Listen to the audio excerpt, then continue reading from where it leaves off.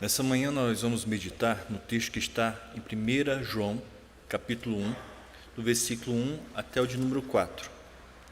1 João, capítulo 1, do versículo 1 até o 4.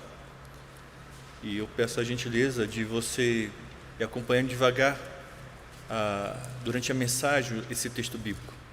Amém?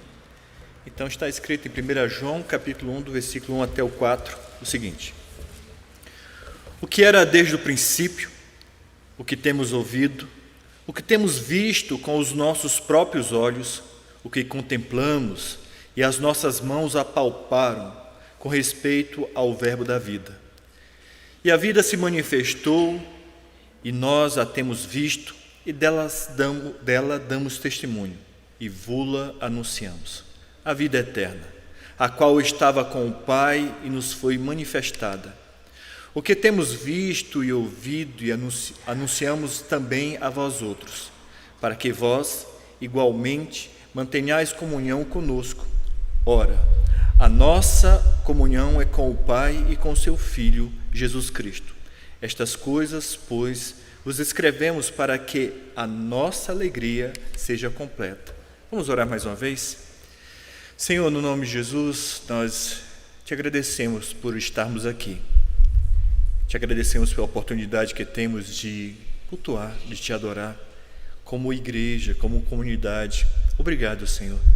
Espero que o Senhor tenha se alegrado com cada parte deste culto, mas agora ansiamos, ó Pai, que o Senhor fale conosco, através da Tua Palavra, e que o Teu Santo Espírito mude a nossa forma de agir e de pensar, no nome de Jesus. Amém. Quando eu era seminarista, eu fui convidado a estudar com a igreja o credo. E em meio a um dos estudos, eu falei que Jesus veio em carne, Ele encarnou e passou por todas as situações que um homem comum passa. E um dos líderes se levantou no meio da escola dominical e criticou, falou que Jesus não veio em carne, Jesus ele era um espírito. Então, você olhava para ele, mas ele não era uma pessoa, mas sim um espírito elevado. E como eu era seminarista, não tinha autoridade, e foram reclamar para o pastor responsável pela congregação. E no domingo seguinte estava lá um pastor, o pastor Joaquim, da igreja menonita, que prestava um apoio à igreja presbiteriana Ebenezer. Ele chega para mim no domingo de manhã e fala assim: Ricardo, o que você falou? E eu disse para ele assim, a única coisa que a igreja estranhou é que eu falei que Jesus veio em carne. E ele disse assim, eu vou falar a mesma coisa. E eu disse para aquele pastor assim, o senhor vai ter crédito, porque eu sou pastor e eu sou seminarista. Quando olhamos para essa carta, é necessário dizer, porque alguns dizem o contrário, que os estudiosos acreditam que João, o apóstolo João, aquele que é designado como o amado, o discípulo amado de Deus, escreveu essas cartas, escreveu as 3 cartas, escreveu o Evangelho de João e o Apocalipse também. Provavelmente ele escreve essas cartas no início da última década do segundo século, do primeiro século. Junto com muitos outros cristãos, provavelmente João deixou Jerusalém um pouco antes da destruição de Jerusalém pelo Império Romano, mais ou menos em 67 depois de Cristo. Ele continuou seu ministério apostólico na cidade de Éfeso, onde ele era o líder mais velho, ou mais antigo, espiritualmente, cuidando das igrejas que ficavam ali ao redor. Depois de servir em Éfeso por vários anos, um grupo deixa a igreja e vai anunciar um outro evangelho, porque eles começaram a crer de uma forma diferente. Isso gerou uma hostilidade em meio à igreja, e João vai falar sobre isso no capítulo 3, do versículo 4 até o 10. Então, João decide escrever essas cartas. Ele quer fazer um controle dos danos gerados por esses cristãos que saíram da igreja. O propósito de João a escrever essa carta está escrito lá em 1 João 5,13, que diz assim: estas coisas vos escrevi, a fim de saberdes que tendes a vida eterna, a vós outros que credes em o nome do Filho de Deus. Parece desnecessário dizer para alguém que ao crer em Jesus, ele pode ter certeza da vida eterna. Mas você sabia que na mente de alguns cristãos, de vez em quando passa essa dúvida? Passa essa dúvida se tem ou não a vida eterna. E João vai escrever essa carta para isso, para dizer o seguinte: a fim de saberes que tendes a vida eterna, a vós outros que credes no nome de Jesus Cristo. Nessa primeira carta, João dispensa as marcas regulares de uma carta daquele século. E ele não faz uma progressão linear. E aí, ele dá a cara a essa carta como se fosse um sermão, num formato de ampliação, onde ele vai trabalhar assim de uma forma cíclica, questões morais, sociais, doutrinárias. Ele vai usar hipérboles, contraste absoluto. Eu estou falando isso com um pano de fundo para entendermos qual é a mente de João quando ele escreve essa primeira carta. O cristianismo, ele perdeu um pouco com o evangelicalismo que vem para nós através das redes, da mídia, vem do norte, vem dos Estados Unidos, que tem o seu início no século XX. E eles se denominaram como um partido de fé, como se tivesse algo novo para ensinar.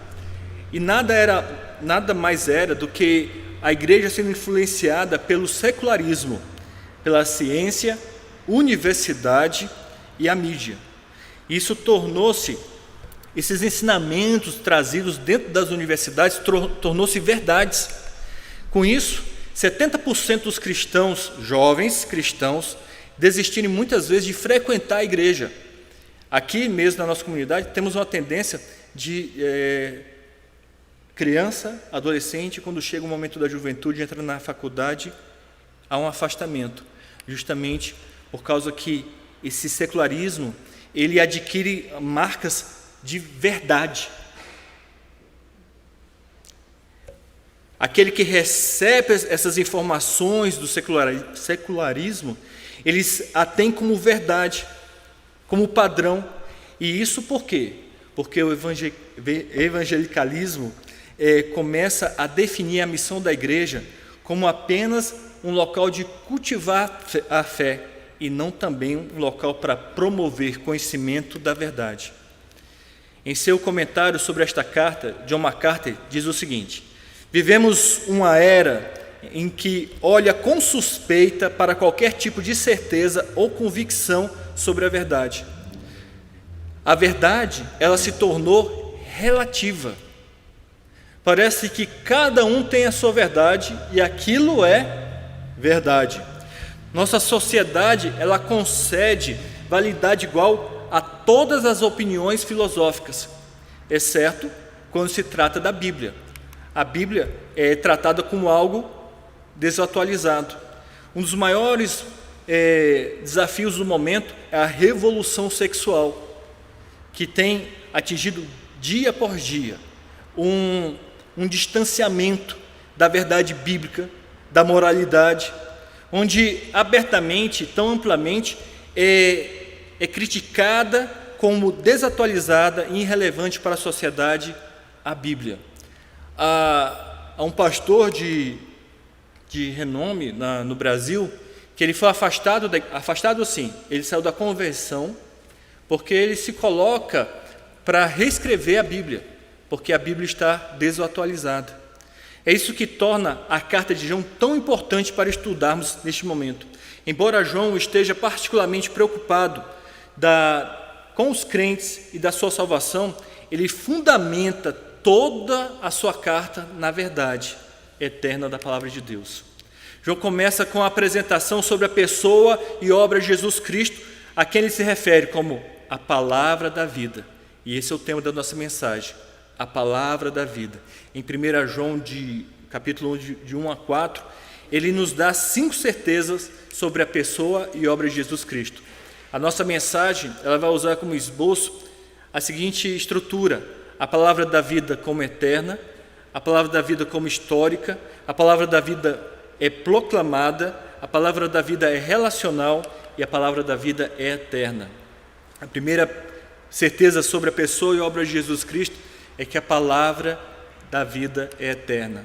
João começa a sua primeira carta com estas palavras. Olha aí o que está na primeira parte do versículo 1. Então, com a Bíblia aberta, e aí diz assim: o que era desde o princípio. João está dizendo que a palavra da vida existia desde o princípio, ou seja, Jesus Cristo é eterno. A obra de Jesus Cristo é eterna. A mensagem de Jesus Cristo é eterna.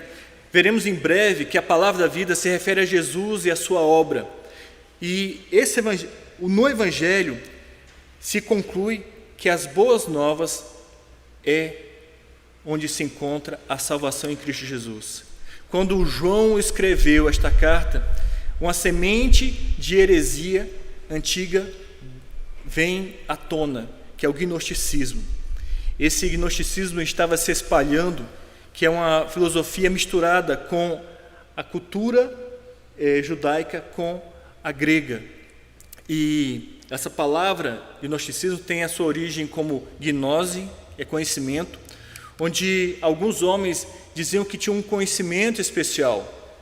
Eles atraíam pessoas dizendo o seguinte: vocês ouviram sobre o Evangelho, mas nós temos algo diferente para ensinar, e só aqueles que têm esse conhecimento é que realmente vão ser salvos. Eles faziam separação entre carne e espírito, onde a carne era má e o espírito era bom, onde eles ensinavam que o Deus do Antigo Testamento era um Deus mau, um demiurgo, e o Deus do Novo Testamento era um Deus bom. E eles dizem também que esse conhecimento estava dentro de uma elite espiritual. Só alguns que tinham esse conhecimento, espiritualmente, esses perfeitos, é que tinham o verdadeiro conhecimento. E João decide fazer uma carta a esses crentes. Ele quer falar que esses ensinos são falsos, que existe um livro antigo no início da igreja que é chamado Didaquê, e profetas ou aqueles que anunciavam a palavra, eles iam de cidade em cidade e você teria que acolhê-los para que eles pudessem proclamar a palavra. Esse livro de Didaquê falava o seguinte, que aquele homem só podia ficar 2 dias na casa. Se ele ficasse 3, ele era falso profeta. Então esses homens se movimentavam nas cidades anunciando esse falso ensino, e algumas pessoas começaram a aderir. E tenha certeza, isso não era algo só do passado, mas constantemente enfrentamos falsos ensinos em nossos dias. Pessoas que se levantam e dizem o seguinte: eu tenho um novo conhecimento e você não precisa entregar dízimo, porque aquilo que estava escrito no Antigo Testamento já passou, não tem nada a ver. Aqui não precisa mais guardar o dia do Senhor, estar na casa do Senhor todos os domingos. Não, isso é coisa do passado. Você pode separar qualquer dia para descanso. São ensinamentos que começam a descaracterizar a verdade. E aí nós precisamos enfrentar esses falsos ensinos com a palavra, a verdade. O próprio Jesus advertiu aos seus seguidores em Mateus 24 o seguinte: porque surgirão falsos cristos e falsos profetas, operando grandes sinais e prodígios para enganar, se possível, os próprios eleitos. Esse tipo de teologia, que aliás não é a verdade, está se tornando cada vez mais popular na sociedade. É esse tipo de teologia equivocada que ajuda a promover essa revolução sexual e a confusão sobre a identidade humana em nossa cultura. Conversando certa vez com minhas filhas, e tenha certeza, há um movimento feminista muito forte, e eu não trabalho contra o direito da mulher de forma alguma, mas há filosofias que descaracterizam, pervertem, mudam. E eu falando com minhas filhas o seguinte: o que a palavra diz? o que a palavra diz. Não é o que é ensinado na cultura, pelos professores da universidade, que determina o que é verdade e o que devemos seguir, mas é a palavra de Deus. Se a palavra de Deus diz que um peixe engoliu Jonas, foi um peixe. Se ele dissesse que fosse, eu esqueci o nome, um lambari que engoliu Jonas, que assim seja. É por isso que João começa a sua carta com a declaração clara de que a palavra da vida é eterna. E a segunda certeza aqui sobre a pessoa e obra de Jesus Cristo é que a palavra de Deus, a palavra da vida, é histórica. Os falsos profetas, os falsos mestres, estavam ensinando sobre o conhecimento de Deus que era obtido por meio de um conhecimento especial, dado apenas para algumas pessoas. João, no entanto, deixou claro que a palavra da vida era histórica. Em seu registro sobre a vida e ministério de Jesus, ele nós chamamos de o Evangelho de João. Já no início ele diz o seguinte: no princípio era o Verbo, e o Verbo estava com Deus, e o Verbo era Deus. Ele estava no começo com Deus, e o Verbo se fez carne e habitou entre nós. E vimos a sua glória, a glória como do Filho unigênito da parte do Pai, cheio de graça e de verdade. Algo tão simples para nós, mas que deve estar dentro da nossa mente como verdade. Eu recebo de vez em quando uma ligação de uma pessoa, uma mulher, que diz assim: eu posso ler um versículo bíblico com o Senhor? Eu sim, pode. Então os primeiros versículos foram tranquilos. Nas próximas ligações ela começou a entrar numa questão de realmente questionando quem era Jesus, não acreditando que Jesus era o Verbo e o Verbo que estava com Deus, mas era uma pessoa, um filho criado por Deus, não o Filho de Deus. E ela tem uma fala interessante, uma fala bonita.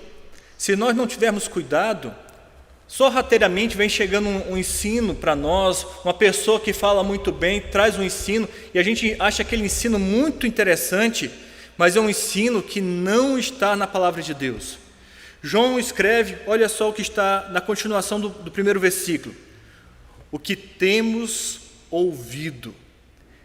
João esteve com Jesus durante todo o seu ministério. João ouviu Jesus a ensinar, a pregar. Ele ouviu Jesus contar parábolas. João ouviu Jesus falar com ele, com os outros discípulos. Eu creio que João ouviu até Jesus contar algumas piadas, algumas coisas engraçadas. João ouviu Jesus. E por isso que ele escreve essa carta, e ele traz algumas certezas nesses próximos nas próximas partes do versículo. A primeira coisa, ou melhor, ele traz que a palavra da vida foi vista na terceira parte do versículo 1. João escreve: o que temos visto com os nossos olhos. A palavra visto, no termo grego, ele está num tempo perfeito, o que significa uma ação passada completa com impacto presente e contínuo. Muito importante é que João acrescenta que eles e os outros discípulos ouviram a palavra da vida, viram a palavra da vida. Eles viram com os próprios olhos. João queria deixar bem claro que ele não tinha tido uma visão mística, espiritual da palavra da vida. É interessante lembrar nos evangelhos que quando Jesus ressuscita, ele pede para comer algo. Ele pede para comer algo. Por que Jesus pede para comer algo? É que se ele fosse um fantasma, ele não poderia, aquilo ia cair. E João traz isso muito claro, o que temos visto e ouvido. Ele teve uma experiência física com Jesus, com seus próprios olhos.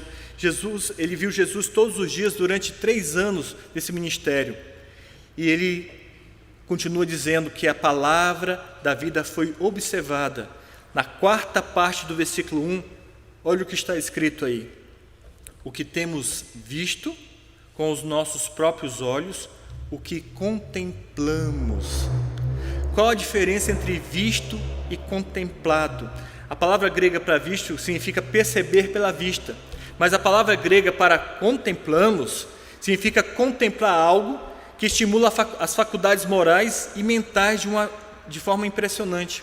Ou uma outra forma de ver é olhar para alguém ou algo até que algo tenha sido compreendido sobre o significado da pessoa e da coisa. João fala que eles contemplaram Jesus e entenderam que Jesus era o Filho de Deus. Eles contemplaram com os próprios olhos e compreenderam quem era Jesus. É muito importante isso para nós, porque a palavra nos convida a conhecer o Senhor. E se eu e você tivéssemos a certeza de quem é Deus e quem nós somos, talvez a nossa atitude no dia a dia seria diferente. João continua dizendo que a palavra da vida foi tocada. Olha a continuação do primeiro versículo. E as nossas mãos apalparam. É claro que os discípulos tiveram essa oportunidade de tocar Jesus durante 3 anos. E curiosamente, João usa a palavra grega para apalpar, a mesma que está escrita em Lucas 24, 39, e diz assim: vede as minhas mãos e os meus pés, que sou eu mesmo, apalpai-me e verificai, porque um espírito não tem carne nem osso, como vedes que eu tenho. Antes e depois da ressurreição, João mostra que os discípulos tocaram em Jesus. João deseja que os seus leitores saibam que estavam escrevendo com respeito ao verbo da vida. Isso está na última parte do versículo 1 e no início do capítulo 2, e a vida se manifestou. A palavra grega para manifestar é tornar visível o que estava oculto. Segundo João, a certa altura da história, o verbo se fez carne e habitou entre nós. Portanto, João escreve em sua primeira carta que a palavra da vida foi ouvida, vista, olhada e tocada. E em terceira certeza que nós temos nesses versos é que sobre a pessoa e obra de Jesus Cristo é que a palavra da vida foi proclamada. João continua a escrever na segunda parte do versículo 2 até a primeira parte do versículo 3 o seguinte: e nós a temos visto e dela damos testemunho, e vos anunciamos a vida eterna, a qual estava com o Pai e nos foi manifestada. O que temos visto e ouvido, anunciamos também a vós outros. A palavra da vida, ela encarnou, ela tabernaculou, ela esteve no nosso meio e ela foi para ser proclamada. Comentando sobre essa certeza, John Stott diz o seguinte: a aparência histórica da vida eterna foi proclamada, não monopolizada. A revelação foi dada a poucos por causa de muitos. Eles deveriam declarar isso ao mundo. Ele, Jesus, não apenas se mostrou aos discípulos para qualificá-los como testemunhas oculares, mas deu-lhes uma comissão autorizada como apóstolo para pregar o Evangelho. João insiste que possui essas credenciais necessárias. Possuindo ele essa atitude ousada de falar, tendo ouvido e visto o Senhor Jesus, ele agora dá testemunho dele. Tendo recebido uma grande comissão, ele proclama o Evangelho com autoridade, pois a mensagem cristã não é uma especulação filosófica, nem uma sugestão provisória, nem uma modesta contribuição ao pensamento religioso, mas ela é uma afirmação confiante por aqueles que tiveram a experiência, que receberam essa comissão para fazê-la. Portanto, a palavra da vida, ela é histórica e ela é eterna e ela precisa ser proclamada. A quarta certeza sobre a pessoa e obra de Jesus Cristo é que a palavra da vida é relacional.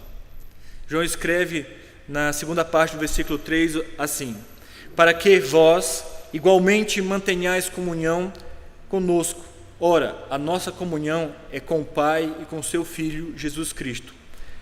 As palavras para que introduzem o propósito que ele escreve, pela qual ele escreve, para que mantenhamos comunhão conosco e a nossa comunhão com o Pai e com o Filho. A palavra comunhão, koinonia, ou melhor, a palavra comunhão, que tem no seu original koinonia, não é apenas a gente comer biscoito e um chá, um café depois do culto. Essa palavra é traduzida como parceiros de negócios comprometidos com o empreendimento comum. É isso que João quer chamar a todos nós, para compartilharmos a vida de Jesus Cristo por meio da sua obra e da sua pessoa. Essa comunhão liga os crentes uns aos outros. No Natal, nós estávamos brincando sobre as várias famílias no dia de ontem, e a gente dividiu o que cada um ia trazer. Aí eu peguei e falei o seguinte, disse assim, cada família com a sua responsabilidade. Aí um jovem falou assim, mas pastor, todos nós não temos o sangue de Cristo sobre nós? E é verdade. Todos nós, mesmo de famílias tão diferentes, nós temos um sangue que nos une. E essa é a comunhão que João quer trazer para nós. Nós somos unidos por um propósito comum.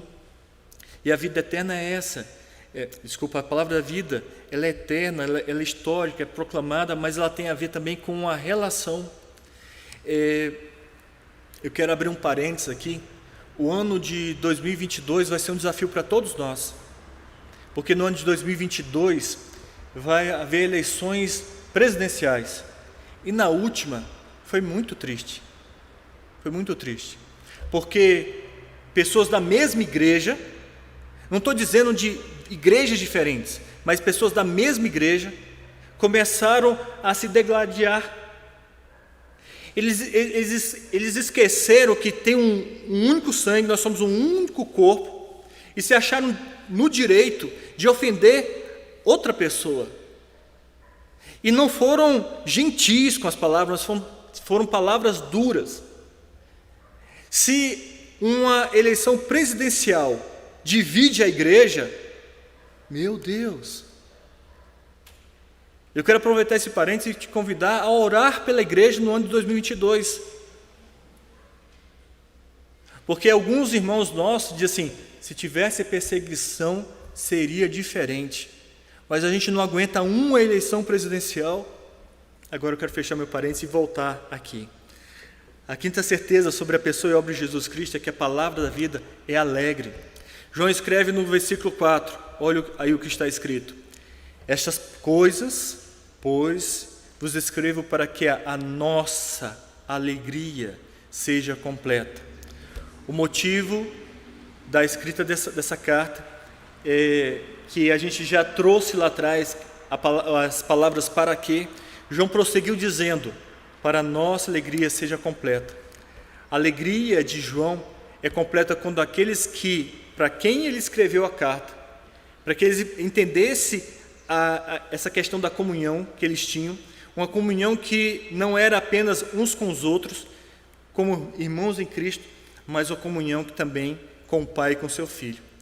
Portanto, essa palavra que a gente traz nessa manhã, a palavra da vida, ela é histórica, eterna, proclamada, relacional e alegre.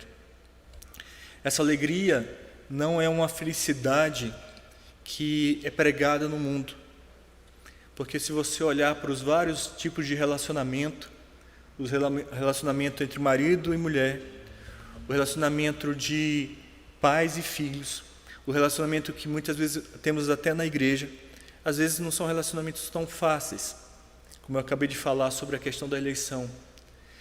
Mas a alegria é que nós temos a certeza que nós temos a salvação em Cristo Jesus. A alegria é que nós vamos passar a eternidade com todos os nossos irmãos e irmãs. Se você tem na sua mente assim, eu não posso ter comunhão com aquele ou com aquela irmã, você vai ter que conviver com essa pessoa na eternidade. Eu quero concluir dizendo para você que a gente trabalhou 4 versículos. E quando a gente olha para esses 4 versículos, a gente deve agradecer a Deus por ter enviado a sua palavra da vida a nós. E trazer para nós essa certeza da vida eterna. Um comentarista chamado Gary Burge escreve o seguinte: esse texto que nós lemos sugere que pelo menos uma doutrina, uma convicção não pode ser descartada levianamente. Qualquer ministro, qualquer cristão que não abraça a realidade de Deus na história, qualquer crente que possa ser arrogante sobre o evento definitivo na história da salvação, ou seja, Jesus Cristo, como Deus entre nós, se afastou significativamente da fé da igreja primitiva. Irmãos e irmãs, toda vez que você tiver dúvida sobre se você tem a vida eterna, a grande pergunta é: você crê no Senhor Jesus? João vai dizer o seguinte: aquele que crê que Jesus Cristo veio em carne. Você crê? Se você crê, você tem a vida eterna. Quero orar com você. Vamos fechar os nossos olhos por um instante. Senhor, nós atualmente somos bombardeados por várias verdades. E são verdades que querem descaracterizar a Tua verdade, Senhor. A verdade que está na Palavra de Deus. Eu quero te pedir pelos meus irmãos e irmãs que sejamos comprometidos, ó Pai, de ler a Tua Palavra. Que sejamos comprometidos de buscar o conhecimento na Tua Palavra. Não o que esse ou aquele ensina na televisão, no rádio, em outro meio, através da internet, mas que busquemos o conhecimento na Tua verdade, que não sejamos confundidos, ó Pai, que realmente saibamos que há uma verdade, e essa verdade foi proclamada pelo Senhor, escrita na Bíblia, nas Santas Escrituras, ó Pai. Te pedimos isso no nome de Jesus. Amém, Senhor. Vamos colocar em pé mais uma vez, enquanto encaminhamos para o encerramento deste culto.